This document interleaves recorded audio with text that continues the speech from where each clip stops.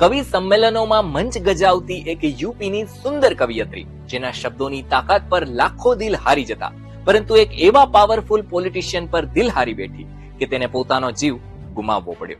આ બાહુબલી નેતા એટલે 4 વખત ધારાસભ્ય અને માયાવતી સરકારની અંદર મંત્રી રહી ચૂકેલા નેતા અમરમણિ ત્રિપાઠી, જેમના પ્રેમમાં 18 વર્ષની કવિયત્રી મધુમિતા શુક્લા પડી ને યુપીનું રાજકારણ હચમચાવતી નાખતી ઘટના બની. આજે ખાખી કવરમાં વાત પોતાનાથી 25 વર્ષ મોટા નેતાના પ્રેમમાં પડી લઈ મધુમિતા શુક્લા હત્યાકાંડની. યુપીના સૌથી મોટા જિલ્લા લખીમપુર ખીરીમાં એક સામાન્ય પરિવારમાં જન્મેલી મધુમિતા શુક્લા, જેમણે પિતાના મૃત્યુ પછી કવિતાને જ પોતાની આજીવિકા બનાવી લીધી. રાજકીયથી લઈ અને સામાજિક ક્ષેત્રે બેબાક બોલતી અને લખતી મધુમિતાના નામે શો વેચાવા લાગ્યા. લોકપ્રિયતા એટલી બધી વધી ગઈ કે યુપીના એક કદ્દાવર નેતાની તેના ઉપર નજર પડી.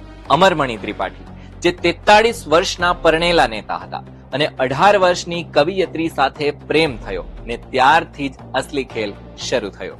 કોમન મુલાકાતો અંગત થવા લાગી. 1 વર્ષમાં બંનેનો સંબંધ બેડરૂમ સુધી પહોંચી ગયો. લગ્નના વાયદાઓ આપી અમરમણિએ મધુમિતાને 2 વાર